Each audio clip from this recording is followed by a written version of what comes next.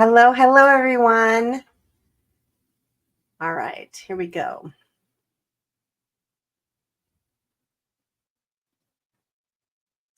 It's been a minute.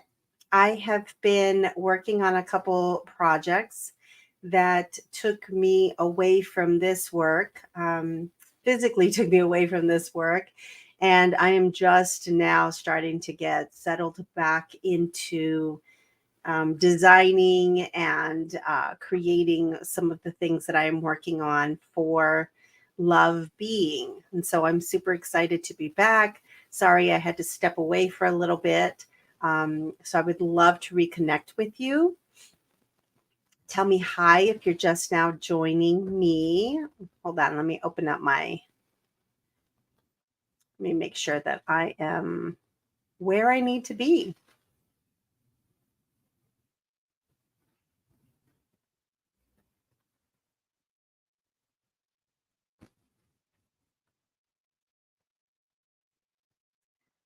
All righty. So if you are joining me or if you're watching the replay, I am choosing cards today. And I am choosing 3 cards from my Love Being deck. Let's go ahead and set our intention for this week. And I want you all to, actually, let's just set intention for this week. All right, here we go. Choose card 1, 2, or 3. And give me just a second to kind of get grounded and just reconnect to my cards. And while I'm doing this, I want you to just kind of tap into yourself. Just take a moment to tap into how you are feeling, any sensations, any experiences, what's happening within you. Just notice your surroundings. What do you see? What can you smell? What do you hear? What do you taste? Get here. Okay. I'm going to choose 3 cards, 1, 2, or 3. You're going to just pick the one that just comes to you. Okay.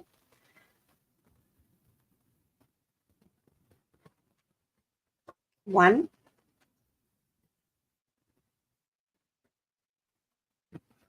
2,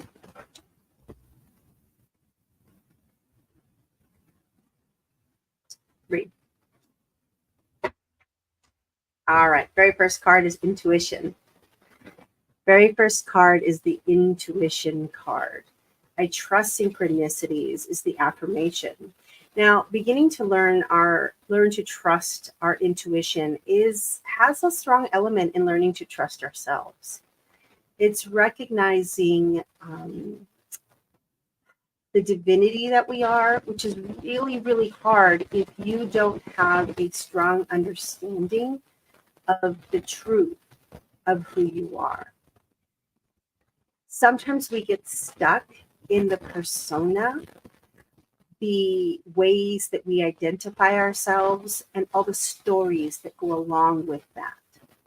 Sometimes we get stuck in that space. Now, I'm not denying that that isn't an important part of our experience, but we are more than that. We are more than that. We are more than our problems. And I don't mean from like a more better than place, but more from a whole place, a whole being experience. And in the whole being that we are basically God in action. We are a divine being, uniquely having different experiences. And so within that core essence of who we are, we have this deep knowing. We have access to this deeper awareness. And the awareness is what many people call awakening. It's not that we actually grow.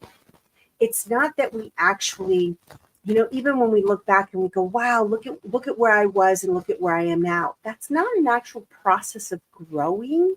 what you're doing is you're releasing all of the things, the experiences, the beliefs, the perceptions, the ideologies, all of the things that get in the way or have gotten in the way of us being able to access that which was already there. So, what you're doing is you're developing a more conscious experience of awareness and letting go of the things that are kind of like noise or static that gets in the way of you being able to access that information. Now, the information, the knowing, the deeper awareness is not for you to do unto others. It's a journey, it's an internalized journey of awareness. And so your intuition starts with those little synchronicities, those little messages that show up for you, that sensation that you get when you walk into a room.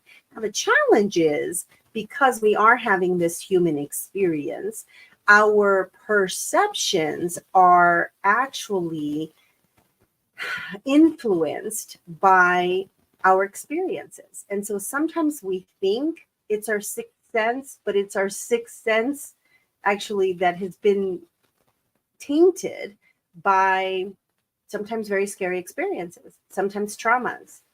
And so this is why the process of healing is so incredibly important, because we might get a sense about something or someone, and it's actually being filtered through our own fears, our own stories, our own traumas. And so that's why the healing of those experiences is so critically important, so that our channel becomes clearer. Okay. So intuition is the number one card. Hi, Suzanne. Good to see you. The next one is Archangel Metatron, number 2. Card number 2, Archangel Metatron. Now, Archangel Metatron is my go-to for children. He is incredible for children. I often would, when my daughter was younger, I would often call in Archangel Metatron to be with her. He also is really attuned, they all are, right? But aligning with higher states of consciousness. And so if you chose Archangel Metatron, it often is one of two things, could be lots of things, but one of two things I'm going to mention right now. The first one is about children. It could be a couple things, then another layer in could be your own inner child work and nurturing that part within you that maybe that it's showing up for you as a shadow, it's showing up for you as a challenge, showing up for you as an opportunity to heal that part within you. It could also mean your children healing some of the experiences that have happened or they're continuing to happen with your children or a child. It very well could be that.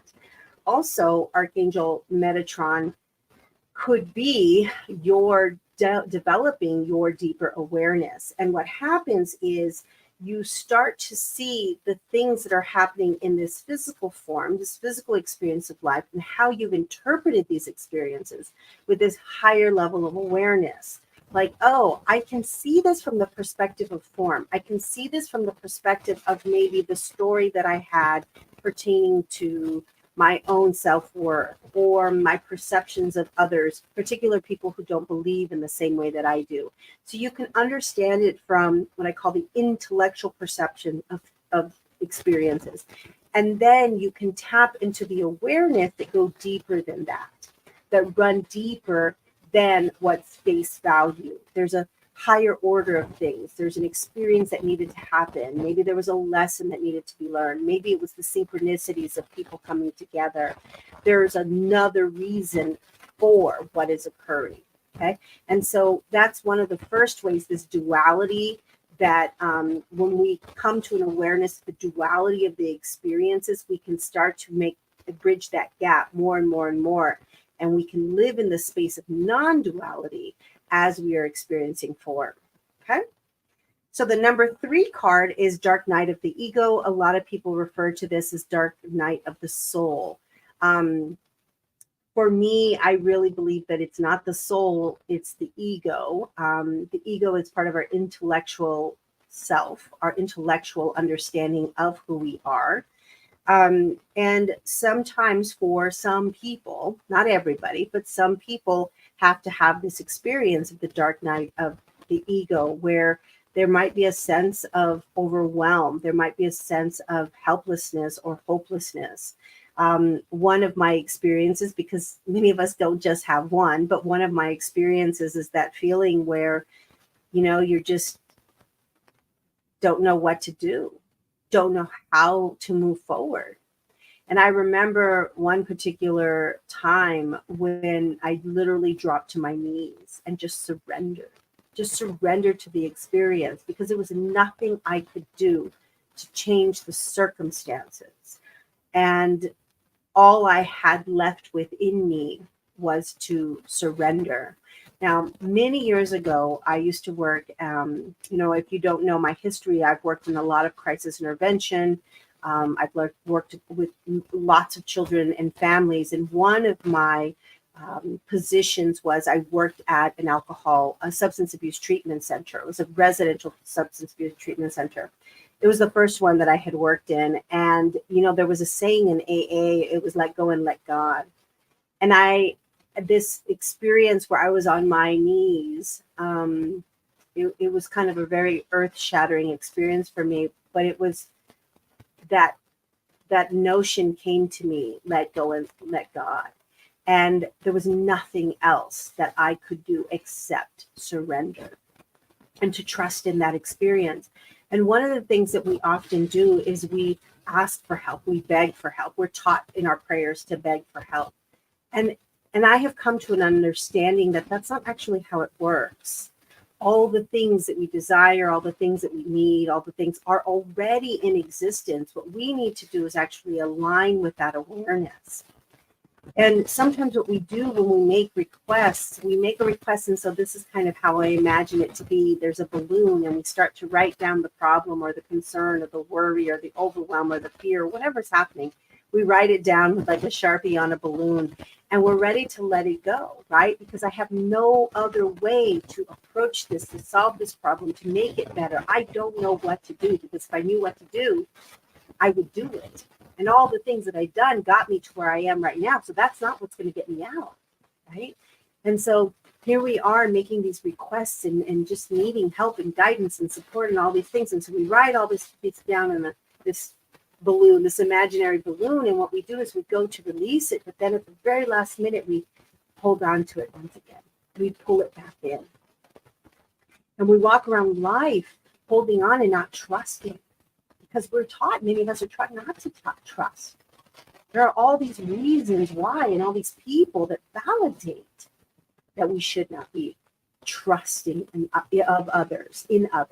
And so when we put this request in, this hope, this desire, this need, we put this request in, and we release and we catch it, we're mistrusting that the universe actually conspires for us, rather it conspires against us.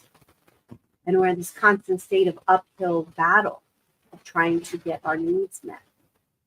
And I really strongly believe that I've come to an awareness and an understanding just from through my own experiences and those that I've helped over the years, is the inside work brings us to a greater awareness that all that we desire and all that we are seeking already exists.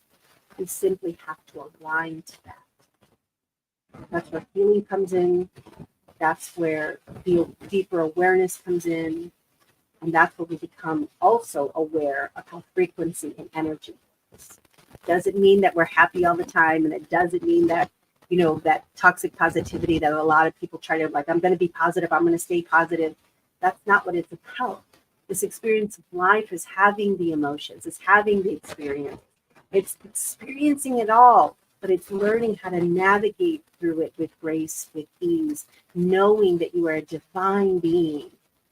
This temporary experience is just that. It's temporary. You are more than this. Way more. All right. Cards 1, 2, and 3. So thank you very much for hanging with me. Let me see if I have anybody else on. Anybody here with me? Well, thank you all. Suzanne. I have Susan and Suzanne. Suzanne, hi. Thank you for hanging out with me. And I'm getting back into my routine. You weren't here at the very top of this. I kind of had to step away and work on a bunch of other projects.